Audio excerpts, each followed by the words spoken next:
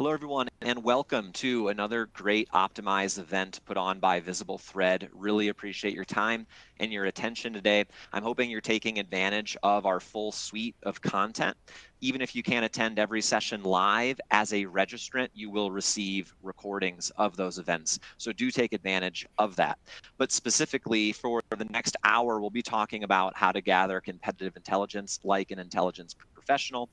Brian Lindholm, the managing principal of Fed Savvy Strategies, will be leading that discussion. It's going to be a great one. I was going through the slides today. I'm picking up a whole lot already, so really looking forward to the full Monty there. Some logistical notes, and we'll dive right in. If you have questions, and we love questions, use that Q&A box. I'll be kind of monitoring that throughout. I'll be moderating that as well. There's also an attendee chat box. Sometimes questions end up in there. I'll take a look at that. And then logistically, I always get this question. Yes, you will receive the recording of the event if you were curious. So on that note, Brian, I will pass you the baton. Feel free to share your screen. Okay, fantastic. Let's see if I get this right. So that's always the hardest part. Isn't it though? It's the how can you find new and exciting ways to have Murphy's Law creep up on you and get you. All right, let's go ahead and get this fired up. So hopefully you can all see this. All good to go? Looks good. All right, fantastic. Well, thanks everyone for joining me. I really appreciate this very much. So I'm going to warn you up front. I'm going to subject you to some pretty serious nerd stuff here. So if you're ready to nerd out with me, then you come to the right place. If you're not, well, you're buckled in anyway. So I guess it's along for the ride. So let's get into this. So the whole point of this is I want to walk you through the intelligence process in the context of how to use it doing competitive intelligence. And this is some unabashedly nerd type of work, but it's very important and it often will facilitate good, smart business decisions. So let's dive into that. So we're going to do See I Like a Nerd, right? So I am an unabashed, unapologetic nerd. I've accepted my fate in life and decided to make the best out of it. But what we're going to talk about here is why is this actually important? We're going to talk about how to define the intelligence process so you actually understand what it means, because understanding that process will help really guide you, empower yourself, which is what I'm all about, is helping to empower your own success. We'll walk through each core function and what that involves with some tips and tricks and a few things that make it more practical versus just sort of an academic talk. Because I am not an academic by any stretch of the imagination. And the principles involved. And in all seriousness, understanding the purpose of these functions and the principles that are involved in them, that's what's going to help you get better at this type of work, as opposed to I'm going to keyword this or ChatGPT this. Those are tools. The real tool that drives this is right up here, your brain. So sometimes it's out of style for using it, but we're going to focus on using this thing. Everything else is simply to help you get to the end goal. So let's keep going here. So this is me. I'm the managing principal, founder, chief bottle washer, et cetera, for Fed Savvy Strategies. Started this back in 2012 as a recovering corporate competitive intelligence guy. I've been in the government contracting space for 25 plus years in a variety of functions. I've done BD, I've done capture, I've done proposals, but really my passion and my love has been more in the intelligence piece of this, doing market and competitive intelligence work. And that background, though, doing BD, capture, and proposal early in my career, really shaped me as a professional, and I think gives me a bit more of a pragmatic view of things. How do I use this? Why do I care? How do I apply this to win business? Not as unfortunately, what can be a sort of a stereotypical Pollyanna analyst who does not have that practical experience of how this is actually used. It's very important. And that does definitely influence how I operate. And certainly things that we'll talk about very briefly, things like black hat exercise is a big tool. I've done 500 plus of them, something I'm probably known for by a lot of our own clientele. So, and definitely, as I mentioned, an unabashed and confirmed nerd. So why is this important? When you are engaging in doing something like competitive intelligence, this is something that it's not just Google keyword monkey stuff. That's not it at all. That's not what we want to focus on. We want to focus on not just like NAICS codes, so those of you in the government contract space will know what that means, or keywords or ChatGPT. That's not really doing intelligence. That's simply an approach. And think about this. People often just sort of jump headlong into doing CI work. Oh, I'm going to start doing some keyword searches and just randomly collecting information. Would you do a capture without a plan? Would you do a proposal without a plan? You might. You'll probably fail. This is no different. This is the same ideas. You should look at this as a process, and this is a plan. It's a business process that if you take it seriously, you will get better results. I guarantee you will get better results. So make sure you embrace that. And this will help you be more efficient. This will help you be more effective. It also will help you think through the results of what you're going to get. And I'll tell you from my own business, and reasons why clients get blown away by what we do when we get things done with a high level of fidelity. We turn things around very quickly, usually better than a lot of their internal folks do, is because we have a plan. And we're methodical and ruthless about following that plan to make sure we can get good results. So this is I'm giving a little trade secret here, guys. So, use it as you see fit. So let's get into the intelligence process. This is something that I think a lot of folks just don't think about. They're not really conscious about this. But I'm taking this directly from what you would see in the national security environment, but applying it in a business setting. And in the intelligence process at a very high level, you have 4 functions: modeling, collections, analysis, and production. I emphasize they are not steps. They are functions. There's a very distinct idea we need to make sure we remember. If you remember nothing else from today, remember this part, that it is a series of functions that interrelate. So let's dig into a little bit more. This is a wonderful graphic I actually borrowed permission of Dr. Chris Wheaton, works at the Army War College, brilliant guy. And this, I think for me, when I first saw this many years ago, sort of the light bulb went off in my mind. I think what I would do with it as an intuitive guy earlier in my career, I wouldn't really do maybe methodically like this, but it was sort of an intuitive level. And note that these functions, right, create a model. What's my worldview? What do I think the questions are? What's my assumptions up front? Doing the collection function, I'm going to start collecting intelligence in a raw form. Analysis, I'm sort of make sense out of it. And production meaning this is what I push out the door to shape and helpfully answer these questions that had been either imposed on me by someone else or imposed on myself. But you'll notice this is not linear. We're not baking a cake. We're going through an iterative process. And this iterative process is reflected in this graphic that I think you got to make sure you really think through and understand that you start, right, there'll be different phases as you start your journey to solve some problems. You will be doing more modeling and collections up front.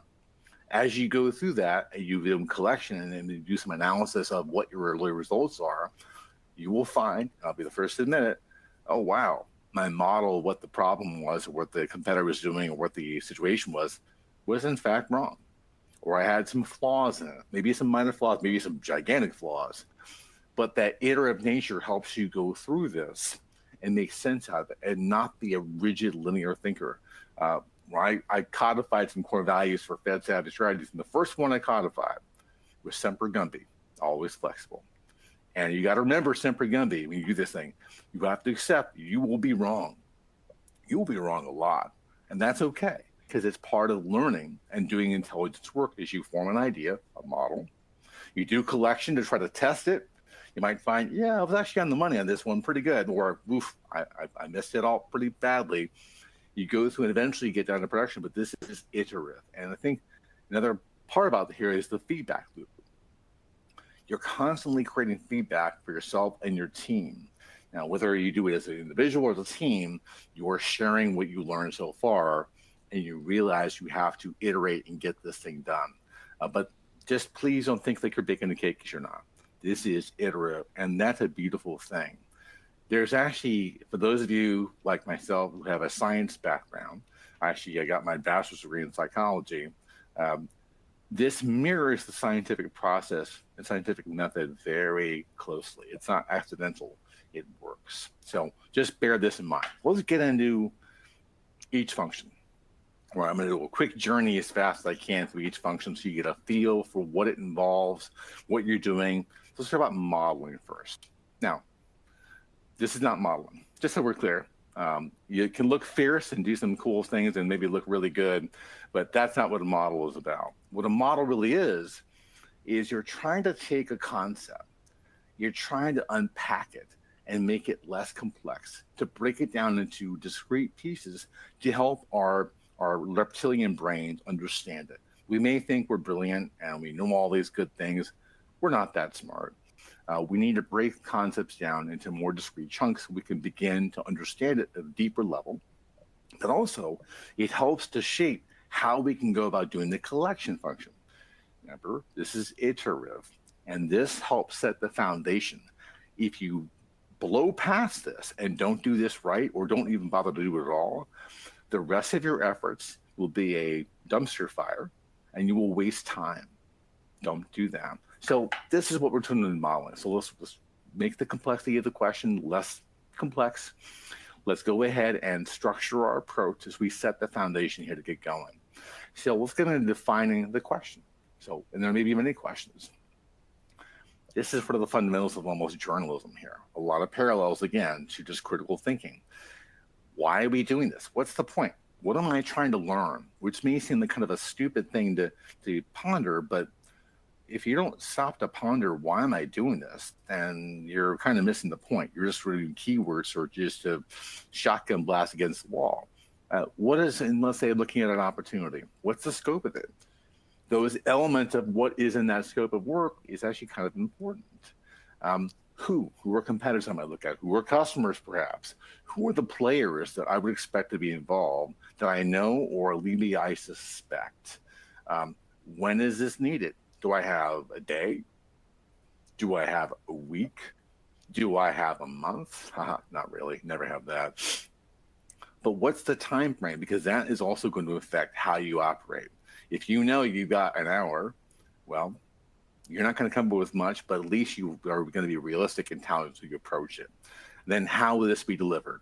The medium by which you deliver it, the medium by which it is probably best presented and shared, has an impact on the quality of the work you put out the door. You can do all this wonderful work, and then if you can't have a good medium to share the results that's easy to understand or appropriate, whether it be a PowerPoint slide deck or a Word document or something else, or just a big spreadsheet, you have to be thinking about what's the medium that would best represent what I need to answer the questions of. So think about this and get the groundwork done. So let's talk about mental models. This is something that I think is an extraordinarily important and powerful approach. So whenever I have an intelligence problem, the first thing I ask myself is, what do I know? What do I know already? And I may not know much, but I know something. That is the starting point. Don't take that for granted. Try to articulate, whiteboard it, write it down, whatever medium works for you to help you process that, but sketch it out. What do I already know? And this begins to help you get the next part. If it's an opportunity I'm pursuing, okay, what do I know about the statement of work? What do I know about the drivers of why this matters? What are the mission drivers? What might be evaluation criteria to expect to see? Things like that is helping what you know. What do I want to find out? If I'm simply looking at a couple of competitors for a pursuit I'm going after, I mean, what am I trying to understand about what their strengths and weaknesses could be that would be germane to, let's say, evaluation criteria, statement of work, et cetera. And also I want to understand their behaviors and their patterns of behavior that I'm interested in. How do they handle transitions? How do they tend to price? How do they do whatever that may be, things of behaviors of interest to me? But again, the model sets the table for how you proceed. If you don't think about the questions up front, your work will be really half-baked and it'll be really inefficient. Then finally, at the end, what's the thread I'm looking at, right? What's the picture I'm trying to understand? Okay, so let's get into, let's say we're talking about a contract opportunity, right? So some basic things. If I'm new to the capture, which I often end up getting dragged into one where maybe it's something that's quick or maybe it's longer term, I want to talk with the BD and capture people working it. Because even though it may seem obvious, it never is. And that Q&A and those interviews often will reveal things that would not be documented, that only exist in their head. So I want to pull that out of their head so I can do something with it and have a deep understanding. But also beyond that, I'm going to do some Q&A and then pull on some strings to go down a couple rabbit holes to really understand the nuance of what I'm going to get myself into. That, again, helped me understand these things. Source document, etc., scope of work, all that kind of stuff, you can often find that pretty easily. Now, I think any of us who work in this space see out of them, show me the love, right? So what's the work that's being done? I want to see the instructions. Sometimes the instructions can tell me about what's really happening and how they might look at it. And then, of course, the almighty and all-powerful, the one ring that rules them all, section M, that's the big one. So this is what I want to try to process to again inform my model about what I want to look at if I'm looking at, let's say, a specific contract opportunity. So in the other part of the mental model, there's a certain very simple construct that I like to use. I call PPTP. People, processes, tools, and past performance. If I want to break down a competitor of mine, this is the most basic construct I can use. And this may seem a little different because most people I find it's interesting, they will just obsess over what are their contracts? What do they have project-wise?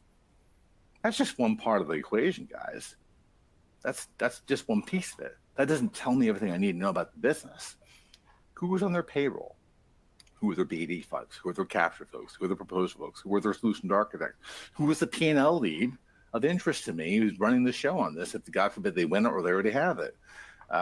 What are the processes and tools? What are the potential unique pieces of IP that company has that I know or suspect they will use to substantiate how they approach things or to maybe make it sound better than it really is? For example, we've all seen companies who have these cool trademarked transition plans. It's a damn transition plan. Relax. But if they have got it down to be a really well-told story, and it sounds amazing, even though it may not be amazing, it will score points. I'd like to know this. Or they have some cool, their own take on safe agile for software development. Leidos is an example of one that routinely gets fantastic strengths using their methodology. Is it that different? Not really, but damn, it sounds good. And it's very well crafted. Ergo, I want to know these things, right? So this is sort of a very basic construct to help kind of get your brain organized of what you're looking for and how to organize this information into something that is reasonably sensible. So you build on it further. Here are my core requirements. Here's my PPTP construct. And then how then am I going to use that, each of those kind of basic constructs to target what I want to look for? I already gave you a hint there. So like people, who might be some key personnel, or at least what key personnel am I looking for based on the opportunity? Processes, is there something that they do that's how they do staffing, or the process of how they do cloud migration, or is there a tool they use at their unique IP, whatever that may be? If I go back to what the opportunity is, okay, now what of these sort of PPTP elements could be used to differentiate themselves? I'd like to make sure I shape my model around help me target this. The better I lay this groundwork, then the more efficient and effective I am in doing later on. Now we're moving into really focusing on the collection and analysis functions. But I got to get this part right first. So here's a little hack. There's a hack that I've become a bit of a fan of. Notebook LM. Right. There's been sometimes where I get working on a pursuit with someone and they get this gigantic library of documents that, good God, it's going to take me days to read through all this stuff. And a lot of it will be superfluous anyway. So, okay, let me get a jump start. I'll still read through the documents that are really critical and the other ones I may or may not need to really read through. But I'll use something like Notebook LM to help me tease out the really germane stuff. It's good because it's a contained environment. You're not going to get hallucinations from things on the internet. It's a controlled environment. It's a Google product, so they definitely have one of the better large language models out there. Take that in, and I'll go through my prompts to give me some ideas to play with and kind of get me on a really fast track. But it's an example of something that you can do, cost you low price of zero. So it's a good thing. And mind mapping is certainly a really useful thing too, which we'll talk about here. Mind mapping, this again is just another approach. There's a lot of mind mapping tools out there you can get for free. I tend to use things like and start mapping things out, take a concept with some more discrete part of this, like take a concept, whatever the discrete task that would take to do this, and then get further and further down the weeds so that I have a visual representation of what it looks like. The same thing here, where I've got, here's my opportunity, here's my technical requirements of my TP construct. Okay, what am I looking for in each one, right, to help me, again, get organized. It can be easy to be overwhelmed very quickly with a lot of information. So this process will help you get it straight so you can focus on very discrete pieces of information you're trying to find to help, again, guide how you do this work. So let's get into collections, right? So if we're getting into the brass tacks, this is, unfortunately, where most people start is skip the model part entirely. But let's get into the collection part. And this is something that you don't just do keyword monkey work. And we go to ChatGPT and assume it's going to solve all your problems for you. Or start just going into a database product and start dropping NICS goods in there and praying and spraying. This is where you want to have an intelligence collection plan, right? So just think through, okay, what sources do I know or might I need that will help to satisfy what I'm trying to find out in my model? My model drives the questions of what I'm trying to look for. Now, the collection and the ICP specifically is going to start mapping, okay, what are my questions? What sources do I know or suspect might give me the answer, or at least help me get there? And also beyond that, as I have this plan, I'm going to be able to hopefully understand what is the reliability of the source. Is it a source that is strong, pretty consistent, we know has good standards, or is it one that maybe is a little sketchy and has limited traceability back to their source material, how they came up with things? So ICP, this actually does not take long to build. We build them all the time, where this is a spreadsheet of things where here's my questions, here's my source, and then we get going, right? A very simple thing to go through and do, but it is useful to do this to make sure you keep yourself focused. And also gives you kind of a checklist to work through to make sure you don't forget something. And sources, this is something that, especially now, more than probably any time in my lifetime, where you really have to be suspicious about the sources where things come from. And the source reliability, I'll give you some examples here. If I'm doing some research in the government contract space, I may look to a credible source of journalism, like Washington Technology. I know the guys who work there, and I know they know their stuff. So what they report back, they'll probably get it right. And there may be things, let's say the example of it is, let's say I do some searches on the internet, and I come to a Reddit thread. Okay. Or a Twitter stream. Oh, sure. It's going to be a little suspect unless I can see who's actually coming up with material that might be useful. Then I have to treat that with a high level of suspicion and not rely. Maybe that turns into a lead that helps me pursue another avenue of collection.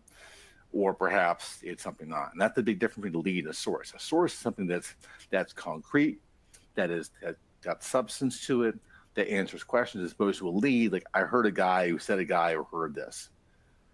Okay. And if someone mentions something in casual conversation that is a little vague, or they heard something, that's not a source, that's a lead. I didn't want to pursue that, but we have to differentiate this. And the source of reliability, you should be in your work documenting how reliable the sources are. If it comes from, let's say, some spend data, you get from USA Spending or SAM.gov, okay, probably reasonably reliable. And this is important because later on, I'm getting ahead of myself a little bit here, but as I wrap things up and the work I do is based on, let's say, some sketchy sources, I can't with a straight face tell someone that I have a high level of confidence in the work that I produce. If I build my foundation on quicksand, well, guess what? My work later on is going to be really suspect, and I have to be honest about it. Well, it's very speculative, guys. Other sources are great. I mentioned some of these ones. The Geo Protest doc is actually great. I love it. Gives a lot of context. You can dig into information on how agencies are making decisions or how companies are acting. IT dashboard does not get nearly enough love. If you're looking at IT programs or looking at IT spend or specific investments, you get a lot of good detail. So there's not a lack of sources out there. It's just a matter of more the trade craft of how to extract things from them. Okay, let's talk about AI, right? The elephant in the room. We have to remember, in my not so shy opinion, AI is stupid. AI can do wonderful things for you, but you have to realize that it's not thinking. That's what we do, right? And also, it is inherently biased to please you. The number of times I've gotten output from an AI tool to help me in my work, or I may go, this just can't be right, or I'll challenge some sort of information provides. The moment I challenge it, it pivots to something else. Okay. I would actually like the AI at some point to say, Brian, no, you're wrong. This is correct. Here's my backup. Okay. I can respect that, but it's never going to do that. So you have to treat it as with a high level of suspicion of what you get out of it. It is not gospel. Okay, so let's keep on trucking here into the wonderful world of analysis. So SWOT, very basic concept. It's often done, in my not so humble opinion, it's done wrong. We're done really, frankly, in a half-baked way where people doing some master of the obvious sort of stuff or moto. But this can be useful though, right? So, and you want to carry forward things from your ICP and your model to help shape this, to make it actually really useful. And then this is, of course, we can look at the competitive years in the context of competitive intelligence, with their strengths and weaknesses and how they can actually utilize those. Let's take in the SWOT a little bit more. So how do you do it right? All right. Again, my opinion, I'm sure many of you will disagree or maybe have different ways. That's okay. So I'm going to go back to my ICP, my mental model. I didn't do that legwork for entertainment value. I did that to set the stable of what I'm actually looking for. And the questions I'm trying to understand needs to flow here to make it relevant. If I'm concerned about their strength in soft or safe, agile approaches for software development, then I should look at that as SWOT, shouldn't I? Right? And make this consistent. All those things should flow forward into this. I want to make sure I can match what a competitor says they can do, and how is that going to be scored as a strength? Remember, this is something I remind myself often in Black Hat engagements or anything else. Evaluation criteria, Section M is like the one ring from Lord of the Rings. It rules them all. It's all that matters. So I want to take that knowledge and apply it here. How could what I have found so far be scored as a strength, right? And then how could a competitor actually use that? How could they parlay a strength into some sort of compelling argument? So I'm just going to say, look, here's some basic facts. Oh, they're strong in this. And why do I care again? I mean, why do I care? What does this matter to me? Work from the strength to the fact, undisputable fact, or at least difficult to dispute. And how would I actually utilize that? How would they parlay that into some sort of compelling argument to win the deal? The flip side, what have I found so far that perhaps suggests a weakness? In some cases, a weakness may be the absence of evidence of a strength, where there's nothing I can find on these guys or nothing that suggests that a competitor has a strength. And the flip side may be the truth. Now, we have to be careful here, because this is what I call the island of wishful thinking, where we may want to wish they have a weakness. So we have to be very careful that our own bias does not leak into this. And I see this very, very often. The same thing goes into weakness. How could I translate this into a threat? And that threat could be translated into, if I know a competitor has a soft spot, or I suspect it, how would that score in the evaluation? Could that manifest as a weakness? Could this manifest as you're unawardable now, as a significant weakness? What is that case there? So look at both sides of the coin. And one thing we have to be careful about is to be objective about our view and not just wishful thinking. Speaking of wishful thinking, Black Hat sessions are often littered with wishful thinking when we go and we game things out. This is a much more intense exercise than SWOT. SWOT, you can sit there at your own desk or coffee shop or out at the bar, whatever you want to do a SWOT. Pretty easy. Black Hats are a little bit more involved. So I mentioned earlier I've done about 500 of these things. It's not an exaggeration. I've done probably too many of these things, but it is a much more intense exercise. The way it should be run is more of a simulation. Here's what could play out versus just a generic collection exercise. That is not the time and the place to do it. So let's talk about how to do it and do it right. I'm probably known to be fairly opinionated on this topic, and that's it is what it is. Part of the black hat point is to anticipate what the other guy can do. Now, intelligence is never perfect. You will always have gaps, maybe big gaps or little gaps, but it's never perfect. Do the best you can with what you have available to you. And the important part of this, you're not just doing this to check the box. And so helping God, if someone's checking the box, you're wasting your time. Just don't do it. Just don't bother. Just accept it. I'm not going to do it right, and then move on with your lives and do something else more important. But the whole idea is take what we learn about the competitor and how do I leverage that to challenge my own solution? Where do I begin to expose my own gaps? Sometimes my baby's ugly. I have to come to grips with that, accept my baby's ugly. And this can help expose where your baby may be ugly. It is what it is. It's not a good or bad outcome necessarily, but it is a realistic one that helps you hopefully shape out to be a stronger competitor when you realize where you have could be some big gaps. And frankly, this will help you game out how teaming can work. I've had more than a few engagements where we do a black hat against a competitor of a client, and they go, you know what? If we brought these guys on our team, we'd probably win. You probably would. They're kind of the yin or yang. So not a bad choice, and that actually plays out that way. And then just frankly look at your own competitive position. In some cases, you go to a black hat, you should come out of that nervous, maybe a little downtrodden. And on occasion, you may realize we got a snowball's chance of hell of winning this one. Let's just back up. I had one where it was a rather large client, a tech developer, who was about to drop $7 million on a prototype. We did the black hat on that against 4 competitors. 2 of them were really strong. And I think they knew deep down that they were cooked. And I think I had to be the guy who said it out loud. Guys, your odds are not good. This is looking pretty ugly. They abandoned the pursuit, which was not what you want to do at this stage in the game, but to save them $7 million that they were about to drop. They weren't poor by any means. It wouldn't have hurt them that badly, but still, $7 million, $7 million. So it's important to make sure you actually can confirm, and not just wishful thinking, you confirm that you actually have a shot.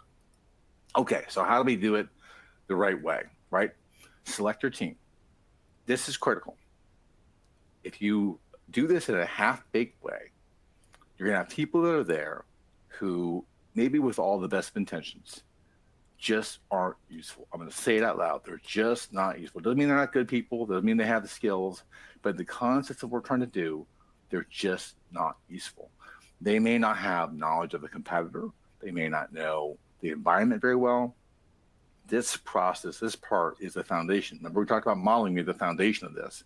This is also the foundation for your black hat. If you get a bunch of people, pick up a bunch of hobos off the street, you're wasting your time. It doesn't matter. I don't care what you do. It would be a failure. Get your pre-work done. This is critical. This is something that, and I've learned all these lessons the hard way. The pre-work is important. Now, we do our own independent analysis of competitors, and we distribute that to the team so they have read-aheads. So this does not rely on someone being a former employee of a competitor or having worked with them for 20 years.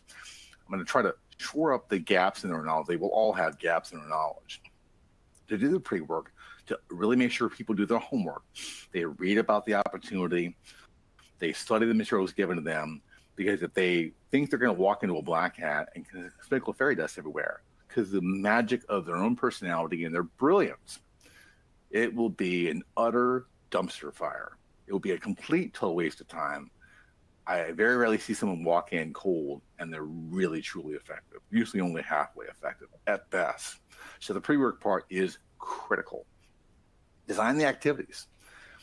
You might have a template you use that kind of mirrors the flow of what you want it to be, which is fine, but you can't let the tail wag the dog.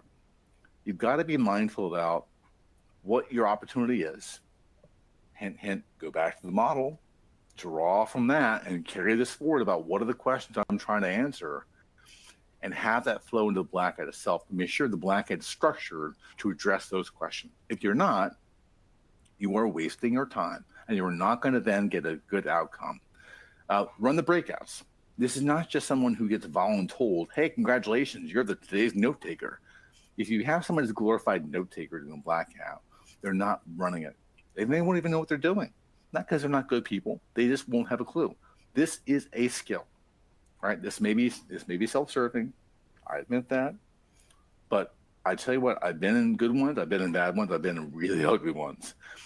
And it's the art of questioning, the art of curiosity to try to pull the string on a topic to make sure you can really understand it, and the art of also understanding the tactics involved in pursuits. If you have someone running it who is a glorified note taker, it will not work. I'll tell you right now, it'll be a failure because people, and if you have something where it's more of a Socratic method, asking some generic questions, it will also probably fail. Or if you leave it to people to just sort of self-guide themselves through it, it will probably fail. That person running the session is not the most important part of the room necessarily, but if they're not knowing what they're doing, you're wasting your time. And then the last part, the fortunes and the follow-up. If you get your black hat done and you don't follow up with documenting what happened and then wrapping things up into one single document that here's all the things we learned, here's all the things we got out of this black hat, I guarantee within 48 hours of you doing the last thing, everyone's high-fiving, oh, great job, we learned a lot. Guess what? It's all gone. I won't speak for any of you, but at this point in my life, I've got CRS syndrome, can't remember squat. So I need to document things, make sure that I do not lose the bubble, and I can make sure I can keep on track. Also, this can segue into future activities. Like a proposal team might benefit greatly from learning what happened in the black hat. The solutions architects were taking this on afterwards to make sure they can learn what we did on the black hat to shape the solution. Price to win might actually find this useful so they can game out what the price to win you need to look at. This is critical. So, and just some things, sort of things you better do not do. These are some really cardinal sins of doing a black hat is just don't do basic collection. This should not be a coffee talk episode where you're saying, well, Bob said this, Jane said this. That's fine. There will be some degree of collection that happens. That's a natural part of it. But that's the focal point. You're wasting your time. Don't do it. And don't just have people on the team who work for some company. I've had people, hey, this is Bob. Bob would be a great participant for Black. Great. So Bob worked for the competitor. Yeah. How long ago? 10 years ago. 10 years ago. As an intern. Oh, okay. Bob doesn't know a damn thing. So it looks like you're checking the box, which is a waste of time. Let's not do that. They need to have relevant information. They need to have something to bring to the table. Otherwise, they're just there to just, again, check the box. Total waste of time. And another part is never, ever, ever, ever disrespect your competition. I treat them like they are a smart, capable, well-funded adversary. If it turns out they are not, then my friend Darwin steps in and takes them out of the gene pool. I don't have to worry about them anymore because they may have been their own worst enemy where they lose things because of their own incompetence. But I can never assume that. I assume that they are smarter than me. I assume they have giant buckets of BNP and they can spend like a drunken sailor report. So, but they don't. And please don't wing it. Preparation is key. If you don't prepare and get things organized and think you're going to walk in there and get it all done, just don't do it, please. It's a waste of everyone's time. You could better spend doing something else. All right, so we're on the last function here, production, which frankly, if you blow this part up, the less it's all been wasted. So there are some guidelines you should be aware of. Embrace bluff widening style, bottom line up front. Have a good analytic checklist to make sure you didn't miss anything. Remember, this is iterative. If you get to this part where you're really focusing more on production, you realize, oh boy, there's a question or two I kind of miss. I better go back and make sure I get this thing done. And then also just some QA checklists. So production, this is tricky. And this is something that I kind of beat into my own team is, yeah, you're doing analysis and you're reporting facts. but don't be shy about having an opinion. Your opinion might turn out to be wrong. That's okay. But if you're doing the outbrief, don't be shy about saying, here's what we found. Here's what I think this means. Here's the implications of what I think we've discovered as a team. Don't be shy about that, right? People aren't, if nothing else, I have found sometimes where I am dead wrong. Not that I enjoy being dead wrong. I don't really like that at all. But even though I may be dead wrong, that will spark a debate. And a debate that often has very positive outcomes. So I'll take my ego. I'll take the bruises on my ego. But in the end, I don't care. I want to get results. And if that ego bruising, where I may be wrong about an opinion that I may be very, very blatant about, helps us understand things deeper, I'm good with that. Because the outcome is what matters. Who cares about anything else? And be honest. If you've got a lot of uncertainty or you've got a lot of intelligence that is kind of sketchy, you got to say it up front, because this is going to affect decision making.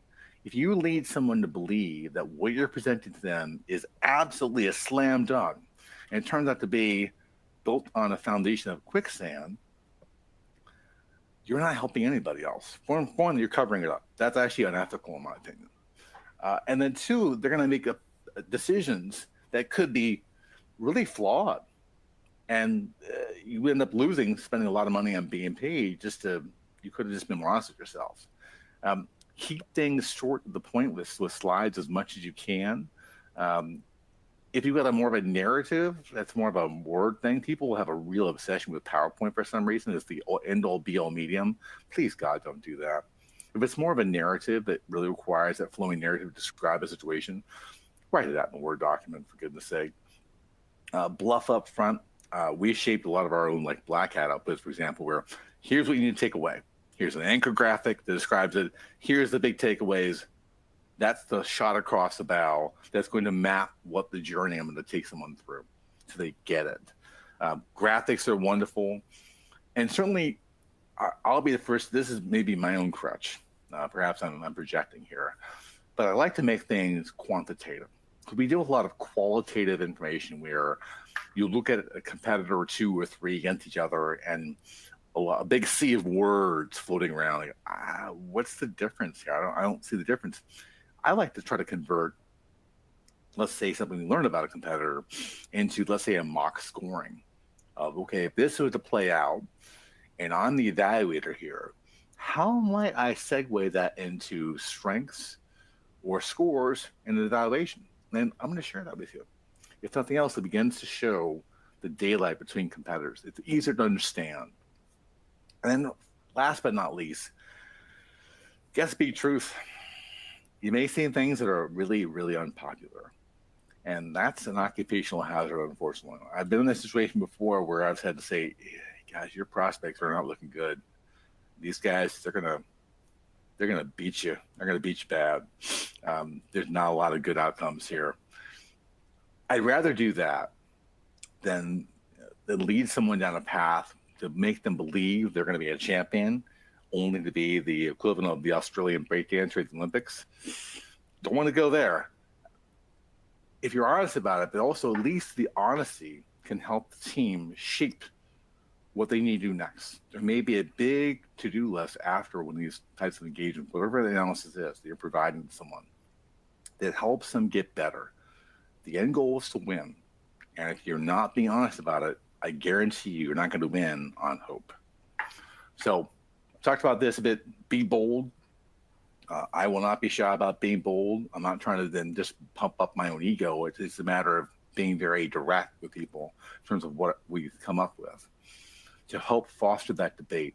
That's a really important thing to say, but also be prepared to be humble if you're wrong. If you're wrong and someone presents you a counter argument that actually is pretty convincing, you think you're right, then you pivot, you adjust, and you work with them. It's all about collaboration in the end. And that collaboration can be very powerful to get to a good result. Bluff. I mentioned this already. I probably should start with bluff, right? But it is being upfront to set the table about what you're about to tell them. That roadmap is really important. That's how you also hook someone to actually want to spend time with you. To say, here's what I'm going to tell you. Here's why you care. Then they're going to be interested. and they'll hang with you. If you get into some long flowing academic exercise to start, most people, their eyes are going to glaze over. They're going to pay no attention to you whatsoever.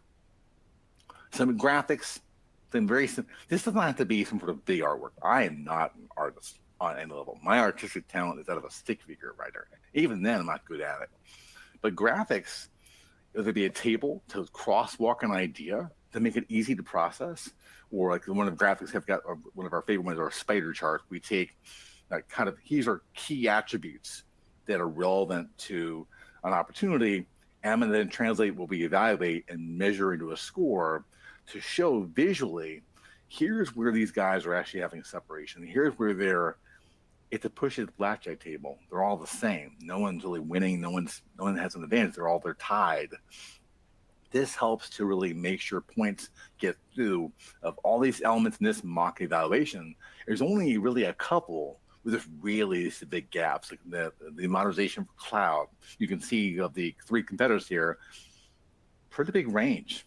That's an area where there may be more room for differentiation. The same as agile development, a little bit more of a difference there across the competitors. Others, it's a photo finish. They're about the same. So focus on the areas where you can be differentiated, but sometimes people have a hard time picking up on that. So a graphic to show that is actually pretty important. So with that, I've been going on and on for quite some time. I know there's a lot of folks here, so maybe you have questions, maybe you don't, maybe you'll just be tired. You'll be glad to stop hearing me talk. So we'll kind of open this up to questions if there are any questions to be asked. Great stuff, Brian. Really interesting. I think there's a lot of companies and individuals take different approaches, so it's great to see this more systematic breakdown. Couple questions here I'll throw out to you. Right off the bat, and you had a slide on this, but I'd say the question is, sources, your recommended sources of intelligence, if you don't have a C, L, or M to kind of work off of yet. I know you mentioned, the GAO docket, great example, some RFI documentation, but anything else, we don't have a formal RFP yet. Where can our attendees pull on for some of this competitive intel sourcing? Yeah, I mean, the CNLM part was more just to give yourselves a foundation about, with hopefully a high level of fidelity, what to expect on, let's say, a specific pursuit. And if you, at this point, well, early on, as you at least do some basic background work, there may be a previous RFP, maybe an RFI came out that can help you get into it a little bit more. But frankly, this is where you're going to have to rely on some of the on-the-ground collection of what have we, if we had customer meetings, what have they said, what have they indicated are some of their pain points. I can back into it that way. I may just do some broad research on, let's say, an opportunity, a program that's affected to it. What can I pull out of things that I would assume might be issues? I mentioned intelligence is never perfect, and sometimes it's far from perfect. So you can do some rough approximations by just being crafty. It's more, you just have to, I think, be honest about your level of confidence should be modest or low. It's a starting point. We'll have to learn more as we go, but I have to start somewhere. So you can back into it through a couple different ways. All good thoughts. You mentioned the on-the-ground reports. We were just on the road a couple of weeks ago. Trip reports. So to the people on the audience, if you have kind of BD sales guys and gals on the road, I'd be asking for trip reports. One of my favorite kind of handy sources. Maybe, Brian, moving forward, this is more of a comment, but I think it's a good one. I'd like to get your perspective on it. I have thoughts, but you get the right of first refusal. Neil in the chat mentioned, there's no question that AI is a dumb yes man, but as a technical person, I've been able to build some tooling to connect AI to existing reliable context like the USA spending site to generate some useful intelligence. Any thoughts, reaction to that? About, I'm sorry, AI using USA spending data? Is that what you're asking? Let me make sure I'm not missing the question here. Yeah, I'd say, and Neil, feel free to stop me if I'm incorrect. But I think you were rightfully mentioning, the just being aware of AI's limitations. It's great for some things. We need to be a little careful with it. And Neil was just saying, yep, you got to be careful of the limitations. But I've generated some really good kind of intel connecting it to a USA spending API. Does that help clarify it Yeah. better, Brian? Well, USA spending data, or USA spending data, SAM.gov data, tomato. USA spending run by the Treasury, and they pull the data monthly from GSA. It's that spending data is a wonderful treasure trove where it can tell you a lot of things. It can tell you, okay, what's the rough amount of value of the contract? What might be the pattern of spend? Who might be some of the less obvious customers by following the funding sources where the money comes from on a contract? There may be bits and pieces of it where they leave little breadcrumbs and the text, the description of requirements that helps you understand something. But often it only tells you a part of the picture. So I will take something that's sort of data and corroborate with something else. I mean, with AI, it depends what you're using.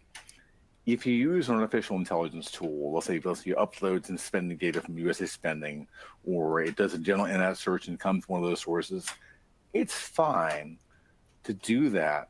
I always sort of trust my own human intuition to make the connections, though, about what's relevant about USA Spending data versus trusting an AI to do that for me. So it can be useful. I think I don't want to be too down on AI tools. I use them myself. I actually incorporated AI to my own backend of my own database to help accelerate analysis. But I've always found, though, my human intuition and my ability to play what ifs far exceeds what I can see out of an AI tool. It's that intuition part of how do I make sense out of a concept? How do I play some hunches and work with it more? AI is great for data cleanup. It's great for sorting through lots of data and getting you to a starting point. But that's where I would differentiate, let's say, a lead versus a source. It will give me some leads. I'll ideate through AI tools to work through on these type of problems. But in the end, I need to make my own decisions. So I think just be suspect about what you get. But yeah, it can be used from a variety of sources too. So it can be. One thing I will say, though, that AI does not do, as an example, is that I'll use a source like LinkedIn. LinkedIn is a weapon. It's a wonderful, beautiful weapon that I love to use to my advantage. It does not do a good job there. So there's a lot of places where there's other sources of intelligence where AI does not reach and clearly does not know how to make sense out of. So you have to be aware of what it does well and test it a few times. And you can verify the results are good, then maybe you can trust it. If you try a few things that you're used to doing as a human, that it does obviously fails. Like AI predicted me the key personnel to use in this job. No. I need to exercise the human intuition there, or also my own research skills to find that information. So it's hit or miss at this point. I think we can all, rest assured, though, whether we like it or not, AI will only get better. That, I think, is a certainty. So what we see happening in a year from now or 6 months from now, it's going to be a different world. So, but at least all we can do is operate with what we have right now. But one thing I think that's going to be difficult to replicate is our intuition and also our deep industry knowledge that we want to leverage. So, long answer to your question, but I know it's a hot topic. So there's a lot of what ifs there. No doubt about it. It is definitely an area of emphasis and focus, and a lot of questions, and still some unknowns. Just to reiterate that and Neil's point, Sure. the right use case, the right model. There's a time and a place for it. Obviously, we don't want to replace that intuition entirely. I do like the use case of if I have kind of large amounts of data, looking for some trends, changes. Beautiful AI use case, in my opinion. And then, Neil reiterated it. Where we're getting maybe a little dangerous is we're doing very definitive analysis using it, where that sycophancy really does become a bit of a problem. For those who don't know, and Brian, you alluded to it as well, these models, they want to please you, they want to agree with you. And when we're doing competitive intelligence, that's dangerous bias. So you just want to be careful of it. But yeah, I like the kind of crawling, learning aspect of it. When we get into more of that analysis, kind of eliminating bias, that's where maybe we want to be a little more suspect. Right. Absolutely. Cool. That was the final question there. Okay. So Brian, what I'll have you do, I'll have you stop sharing, and or actually, if you want to kind of bring up your contact detail quickly. Real quick, thanks for all of you for showing up. I appreciate this very much, and I'm always happy to answer questions offline. So speaking of which, if you want to reach me, there I am. And I think you'll probably find me very easily on LinkedIn. I tend to be a little chatty on there. So feel free to connect with me, reach out to me. I'm always happy to have a sort of professional banter or Q&A session. And I also want to thank Visible Thread again for allowing me to come here and talk your ears off about the glory and rapture of being a real nerd. And I hope that a lot of folks learn something out of this. No, thanks, Brian. If you stop sharing here, I'll just highlight for the group just some kind of closing thoughts. Really well done, Brian. Thanks so much. Really interesting. Good Q&A. Very topical. And then for those who are still on the line, our next session, this is an all-day event. Our next session is the Art of Proposal Writing. Would love to see you there. That starts right at the top of the hour. So I did just want to highlight that before everyone kind of goes about their day. Definitely Brian's a great follow on LinkedIn. Once again, the power of LinkedIn. So Brian, really well done. Thanks so much. And I'll Thank you very much. Sign off there. Thanks all. All right. Thank you, everyone.